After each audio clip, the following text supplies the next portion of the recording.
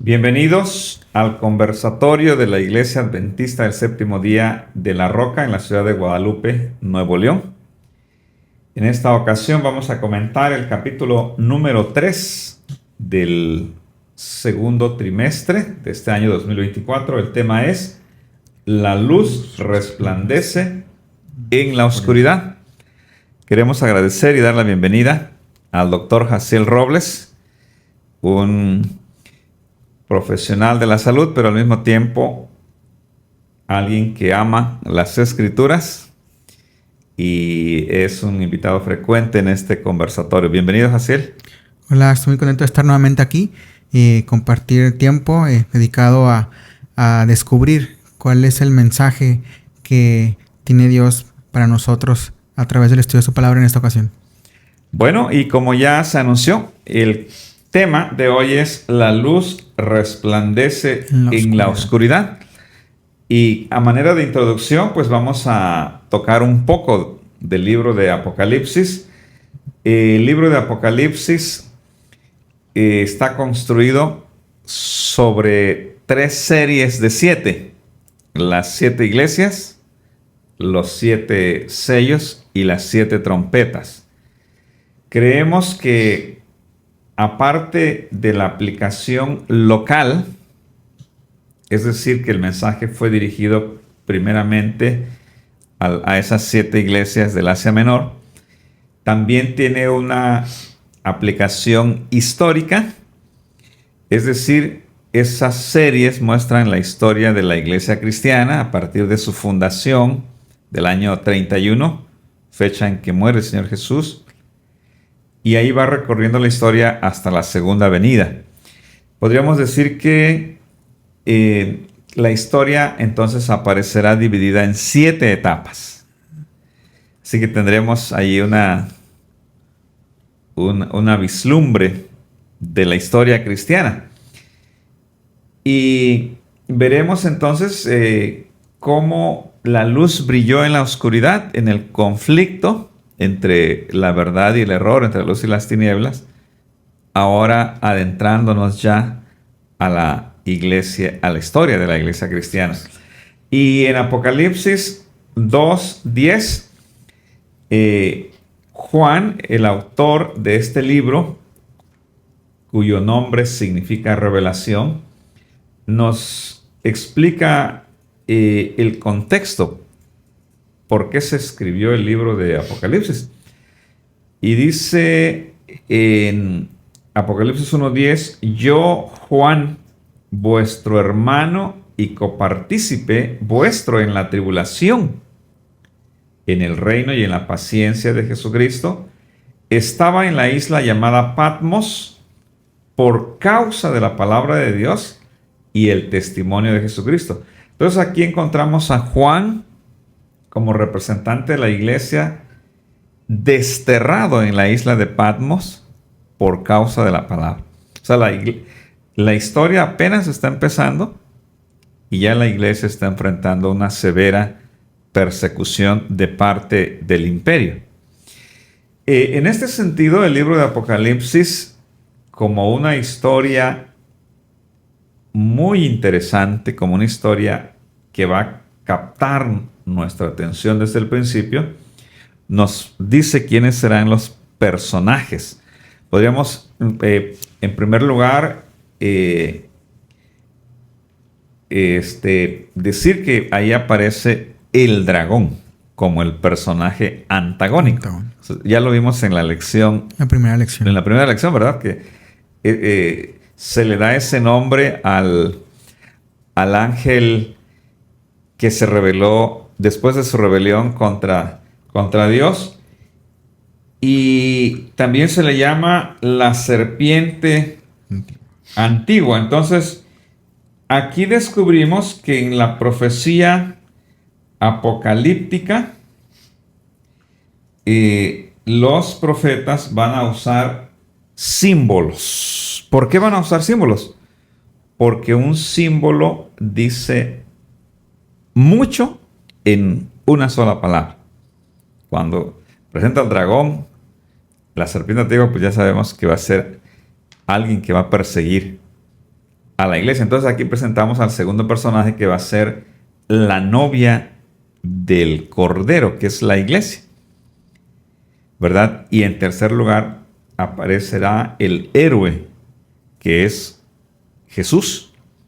El Cordero es el nombre prevalente de Jesús en el Apocalipsis, quien finalmente rescata a la iglesia. Pero como veíamos en la primera lección, para poder rescatar a la iglesia y obtener la victoria, Jesús tendría que dar su vida en sacrificio. Por eso aparece como un cordero. Ahora, la estrategia que el dragón utilizaría es utilizar agencias terrenales. Ya vimos aquí que en primer lugar está utilizando al Imperio Romano, pero y el Imperio Romano va a jugar el papel de un perseguidor contra la iglesia. Como que el imperio, hubo emperadores que querían destruir a la iglesia. En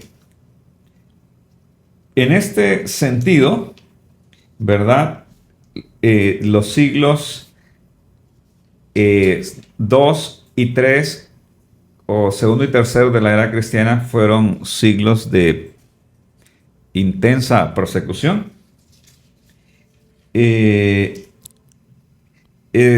Por eso, cuando se presenta a la segunda iglesia, la iglesia de Esmirna, esta iglesia se puede ubicar entre los años 31 y 313. Y aquí dice que esta iglesia sufriría persecución por 10 años. En Apocalipsis 2:10 dice: no temas en nada lo que vas a padecer. He aquí el diablo echará a algunos de vosotros en la cárcel para que seáis probados y tendréis tribulación por 10 días. Sé fiel hasta la muerte y yo te daré la corona de la vida.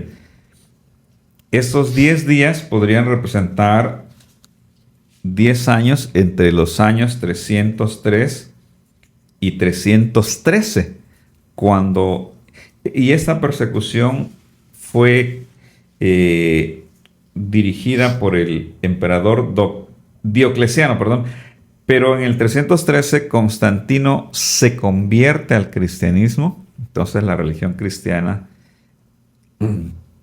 es aceptada, ¿verdad?, en el imperio, y los historiadores están de acuerdo en que Constantino era muy astuto. Él se convirtió por razones políticas para unir a un imperio que ya estaba fragmentándose. Entonces, la primera forma en que Satanás persigue a la iglesia es a través de la persecución.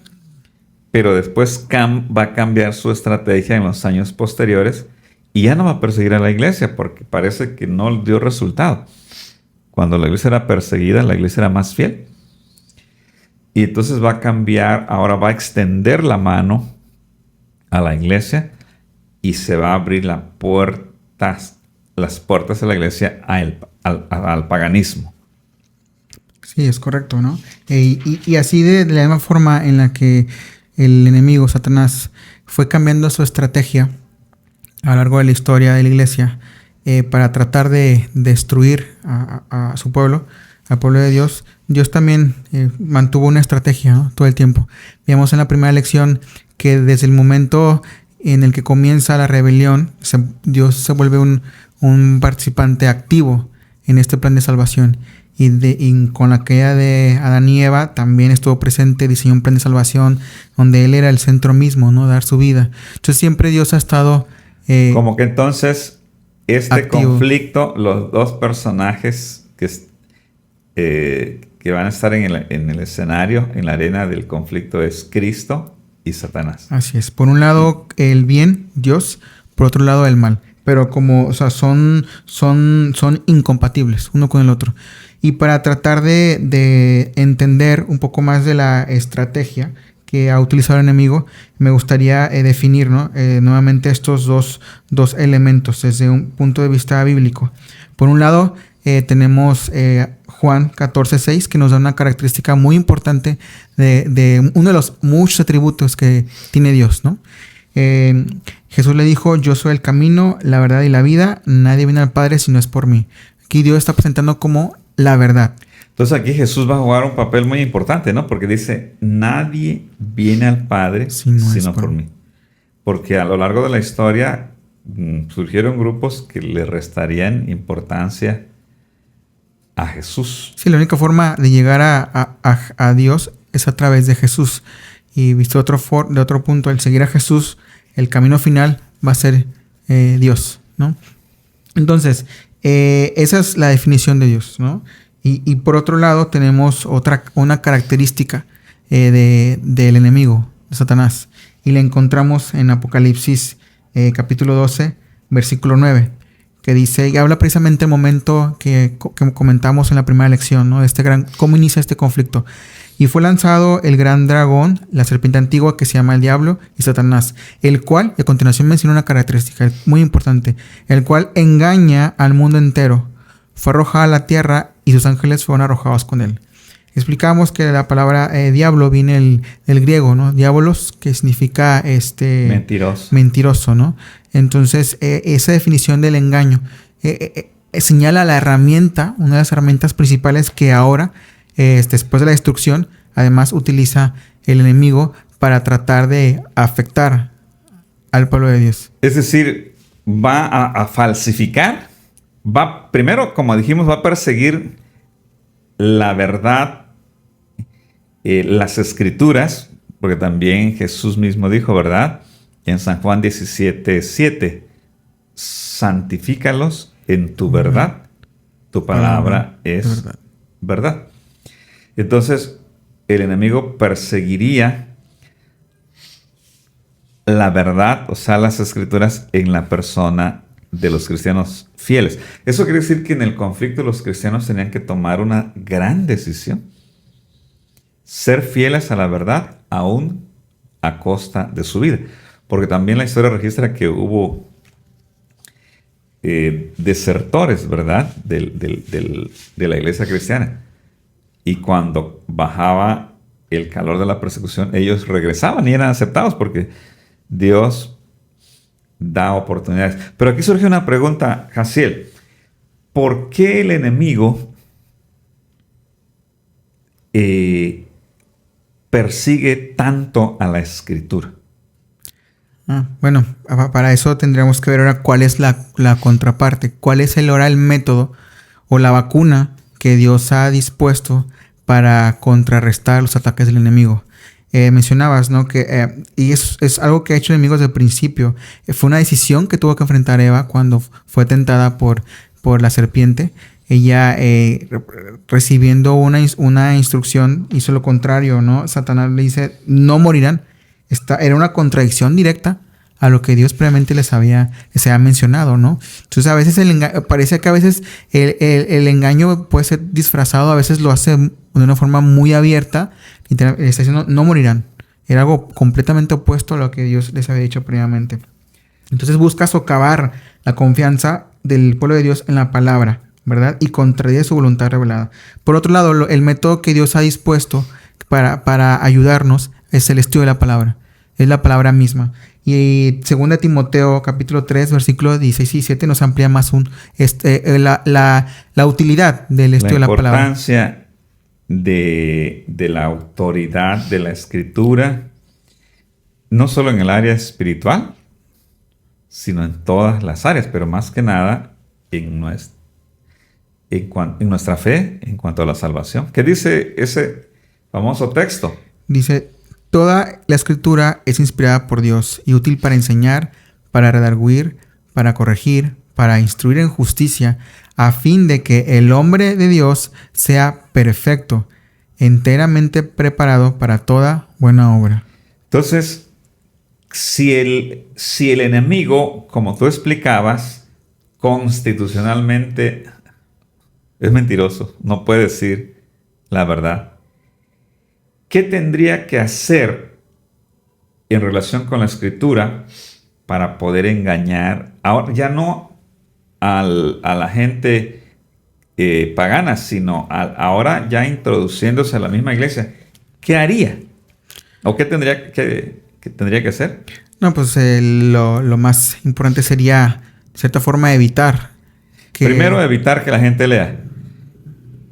Pero parece ser que también utilizó una estrategia que le dio mucho éxito. Introducirse al cristianismo y restarle autoridad a la escritura. Porque esa cita que acabas de leer, en forma interesante, Pablo no se refiere al Nuevo Testamento, aunque hoy en día aplicamos segunda de Timoteo 3:16, toda escritura es inspirada por Dios a los dos testamentos, y es correcto. Pero recordemos que en ese momento todavía no se terminaba de escribir el Nuevo Testamento. Entonces, ¿a qué testamento se refería Pablo como regla de autoridad? Al Antiguo. Pero precisamente con el correr de los años hubo como un rechazo hacia el Antiguo Testamento por considerarlo judío. Y entonces, al sembrar esa duda hacia el Antiguo Testamento, el enemigo ganó terreno dentro de la iglesia. Hoy en día probablemente ya no está en contra de la Escritura, sino que nuestra naturaleza hay cosas que no le gustaría de la Biblia, ¿verdad? Y si se nos presenta un evangelio a modo, donde solo vamos a darle autoridad a lo que nos guste, pues el enemigo estaría logrando. Sí, ¿no? Quizás haya engaños sutiles en los que se pueda utilizar la palabra de Dios a medias, no en un contexto completo en el que realmente fue escrito. Y un ejemplo lo encontramos y nos ilustra cómo Jesús mismo, cuando estuvo aquí en la tierra haciendo su ministerio, enfrentó, ¿verdad? Este dilema, cuando antes de iniciar su ministerio, bueno, es llevado al desierto para ser tentado por Satanás. Es interesante cómo Satanás utiliza las escrituras, pero a su conveniencia. No, o sea, él sabe la Biblia. Cuando le cita el Salmo 91, Salmo 91. en la segunda tentación, ¿no? Dice, si eres hijo de Dios, échate abajo. Pues a sus ángeles porque escrito está, a sus ángeles mandará cerca de ti que te guarden. Pero ahí omitió una frase. En todos tus caminos. Y también importante, ¿no? Que el Salmo 91 inicia diciendo, el que habita al abrigo del Altísimo, ¿no? Ok. Entonces, quizás esas promesas que se mencionan a partir de ese versículo son para aquellos que andan bajo el abrigo. La condición es la obediencia, ¿no? Así es. Las promesas, y a veces el ser humano quisiera promesas sin obediencia. Entonces ahí la importancia de tener un estudio, un conocimiento de la Biblia muy profundo, porque no siempre los engaños van a venir tan declarados como el no morirás, ¿no? Algunas ocasiones van a ser engaños sutiles. Muy bien. Y hay una cita, ¿verdad? No sé si la quieres comentar, que precisamente nos dice en todo lo que estamos comentando, ¿no? Porque el enemigo persigue de muchas maneras las escrituras. Sí, no, pues esta cita de Elena G. de White en El conflicto de los siglos precisamente resume estos aspectos, ¿no? De entrada, de que Satanás sabe bien que las Sagradas Escrituras son un medio, ¿no? Que capacitarían a los seres humanos para discernir los engaños de él y para poner a su poder. Nos menciona también que Jesús mismo, al estar aquí en la tierra, utilizó la palabra, ¿verdad? Como un medio para resistir a los ataques del tentador. A cada asalto suyo, Cristo presentaba el escudo de la verdad eterna diciendo, escrito está. Entonces, si Jesús mismo, al ser tentado, se utilizaba la Biblia, ¿no? ¿Qué nos espera a nosotros? ¿Cuál es el ejemplo que tenemos que seguir? Para mantener su poder sobre las personas y establecer la autoridad de las autoridades del usurpador papal, Satanás necesita que ellas ignoren las Santas Escrituras. ¿Verdad? ¿Por qué? Porque la Biblia ensalza a Dios y coloca a los seres humanos como seres finitos en su verdadero sitio. Entonces, por otro lado, la ignorancia de la Biblia es algo que le conviene al enemigo. Él puede controlar fácilmente la mente de quien no estudie, porque la Biblia lo desenmascara, como dice esta cita, ¿no? Dice, bien sabía Satanás que las Sagradas Escrituras capacitarían a los hombres humanos para discernir los engaños de él. Y en este sentido, los apóstoles, ¿verdad?, hicieron advertencias ya desde su tiempo de lo que el enemigo iba a hacer en contra de la iglesia en los siglos posteriores a su muerte, ¿no? En la edad apostólica, la iglesia se dice que se mantuvo pura en cuanto a doctrina, en cuanto a la verdad, pero después de la muerte de los apóstoles, vamos a ver qué sucedió. Y vamos a ver, la primera advertencia es del apóstol Pablo y se encuentra en el libro de los Hechos, capítulo 20, versos 29 al 31. Él se encontraba en la iglesia de Éfeso, en su camino a Jerusalén. Entonces hace una reunión con los ancianos para despedirse. Y los ancianos se entristecen porque presienten que ya no van a volver a ver a Pablo. Entonces Pablo, en su discurso de despedida, hace una advertencia respecto al conflicto entre la luz y las tinieblas que vendría, ¿no? Y dice en el verso 29, porque yo sé que después de mi partida entrarán en medio de vosotros lobos rapaces que no perdonarán al rebaño. Cuando se alude a los lobos rapaces, es un peligro que viene del exterior. Ya comentamos, ¿verdad?, que la iglesia sufriría persecución.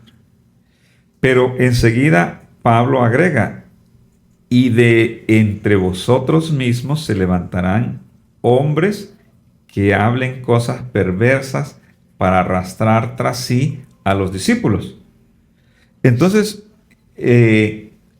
la segunda dimensión de este problema sería una apostasía que surgiría dentro de la misma iglesia, ¿verdad? Dice aquí que hablarán cosas perversas. Ahí entra lo que ya decíamos en cuanto a la necesidad, ¿verdad?, de estar atentos día a día, como le decía Pablo a Timoteo, ¿verdad?, que desde niño conoce las Sagradas Escrituras. El mismo apóstol Pablo, en 2 de Tesalonicenses 2, 3 al 12, hace una segunda advertencia en una sección que se le conoce como el Apocalipsis de Pablo. Dice, nadie os engañe en ninguna manera, porque no vendrá. Parece que los miembros de la iglesia de Tesalónica pensaban que Jesús podía venir en el primer siglo. Entonces Pablo ahora les dice, no vendrá sin que antes venga la apostasía y se manifieste el hombre de pecado, el hijo de perdición, el cual se opone y se levanta contra todo lo que se llama Dios o es objeto de culto, tanto que se sienta en el templo de Dios como Dios, haciéndose pasar por Dios. Entonces aquí Pablo habla de que el enemigo ya no iba a utilizar la persecución, sino que ahora iba a levantar el error dentro de la misma iglesia, ¿verdad? Y el error entonces iba a potencializarse porque iba a tener un manto de religiosidad.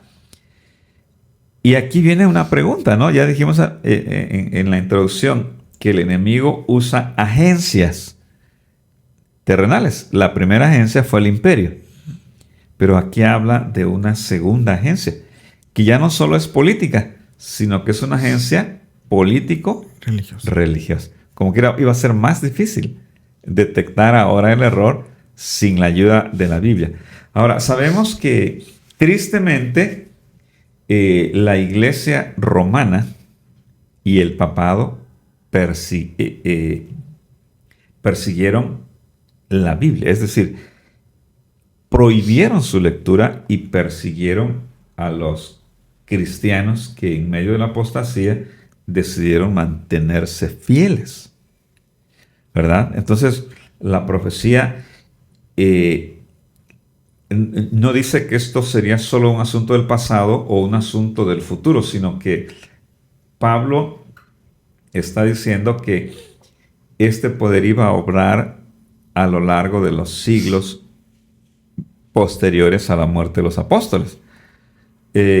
Ahora, Pablo sigue diciendo en su advertencia: ¿no os acordáis que cuando yo estaba todavía con vosotros os decía esto? Y ahora vosotros sabéis lo que lo detiene, a fin de que a su debido tiempo se manifieste. Entonces aquí Pablo dice: ya el misterio de iniquidad está obrando, pero hay algo que lo detiene. Probablemente Pablo está aludiendo al imperio romano, políticamente hablando, que detenía, ¿verdad?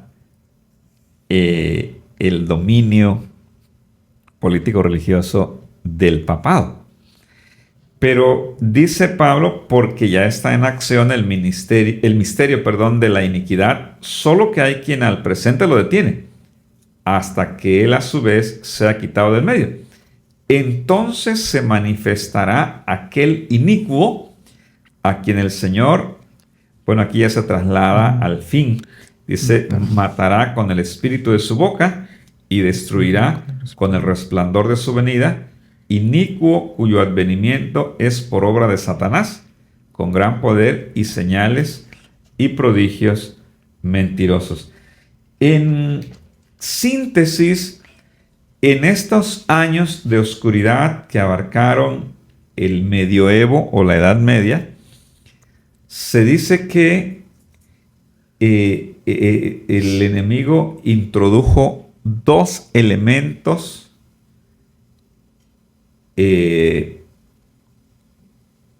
efectivos en la estrategia contra la verdad. En primer lugar, se introdujo la filosofía griega al rechazar el Antiguo Testamento.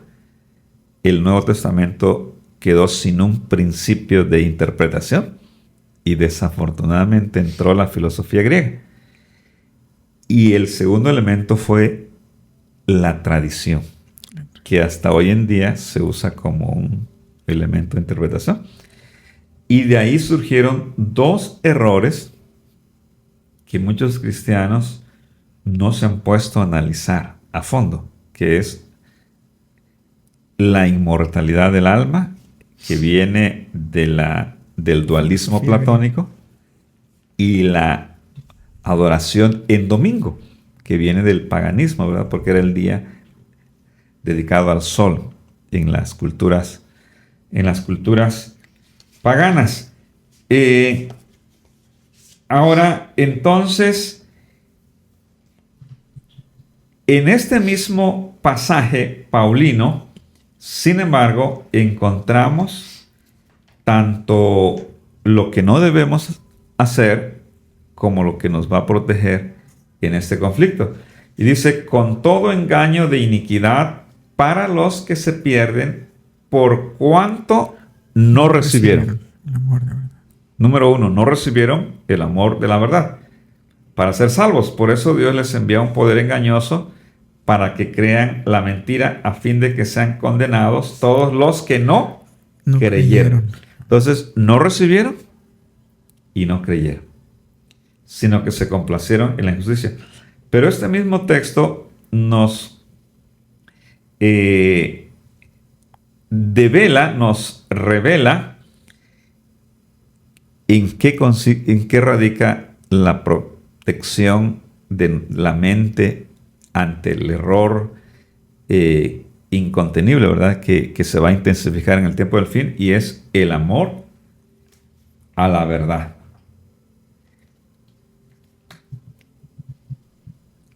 ¿Qué más podríamos decir, Jaciel, en cuanto a la importancia entonces de amar la verdad para mantenernos en el lado correcto en este conflicto? Pues algo que nos puede ayudar es tratar de definir, ¿no? Dar respuesta a una pregunta. ¿Qué sabríamos del plan de salvación si no fuera por la Biblia? ¿En qué punto nos encontraríamos si Dios no hubiera hecho un esfuerzo por inspirar mediante el Espíritu Santo a seres imperfectos para inspirados a escribir la Biblia, ¿no? Y convertirse en la palabra de Dios? El mismo Espíritu Santo que inspiró la Biblia nos inspira cuando leemos a la palabra, y realmente es una herramienta que Dios ha dispuesto. Así como cuando Adán y Eva pecan y se abre una puerta del pecado que Dios quiere mantener cerrada, entonces yo lo veo así, como que entra la enfermedad del pecado y Dios tiene que instalar una vacuna. Esa forma de contraatacar y de protegernos es el estudio de la palabra, ¿no? Y a medida que las tentaciones de Satanás se vuelvan más astutas e intensas, más intenso tiene que ser nuestro estudio en la palabra. En pocas palabras, el poder del cristiano está en la Biblia, ¿verdad? Sí, sin el estudio de la Biblia, se podría decir que la palabra fue hecha para nuestra mente y nuestra mente para la palabra. Sí, y es más profundo que esto, porque el estudio de la palabra, el estudio de la Biblia, tiene o va a desempeñar un papel muy importante en la resolución del gran conflicto, en el tiempo de fin, ¿no? Y además es una característica que tiene el pueblo, el remanente, el pueblo elegido, ¿no? Y para esto nos ilustra a más detalle la señora Elena G. de White en El conflicto de los siglos, capítulo 3, página 48, cuando dice: Dios tendrá en la tierra un pueblo que sostendrá la Biblia, y la Biblia sola, como piedra de toque de todas las doctrinas y base de todas las reformas, ¿verdad? Entonces, ¿qué define o unas características de este pueblo? El estudio que sostiene la Biblia y la Biblia sola, ¿verdad? El estudio de la palabra de Dios, ¿verdad? Como piedra de toque de todas sus doctrinas y base de todas sus reformas. Y nos advierte, le hace una advertencia a este pueblo: antes de aceptar cualquier doctrina o precepto, debemos cerciorarnos de si los autoriza un categórico, así dice Jehová, ¿verdad? Entonces, así, llegando al ejemplo de Jesús, cuando respondía: escrito está.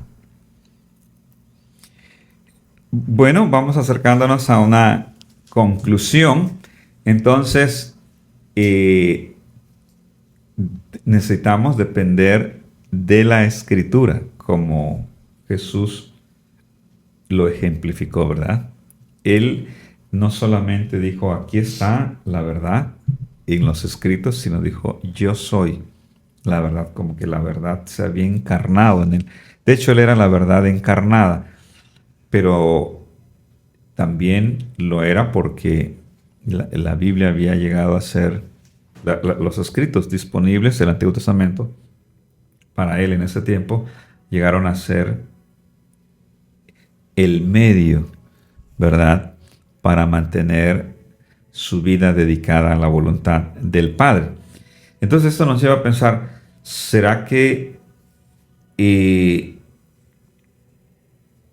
el razonamiento no es suficiente? No, nunca va a ser suficiente. Sí que es importante, pero el razonamiento sin la influencia o sin la inspiración del Espíritu Santo no lleva a ningún lado, ¿no? Es como una guía, es como un, sin ese GPS que a veces utilizamos para llegar a una dirección Va a ser que no muy conocemos. importante el razonamiento, pero no es suficiente. Necesitamos dejar que el Espíritu Santo santifique nuestro razonamiento, ¿verdad? Y una reflexión final, Jaciel, vimos que la Biblia fue el libro más perseguido en esas épocas de oscuridad. Hubo cristianos que dieron su vida. La imprenta se inventa en el siglo XV. Entonces, lo que podían ellos accesar quizás era una porción de la escritura, y por esa porción dieron su vida. Por eso tenemos esto. Pero ahora nosotros que tenemos la escritura, ¿será que seremos exonerados si solo la tenemos guardada?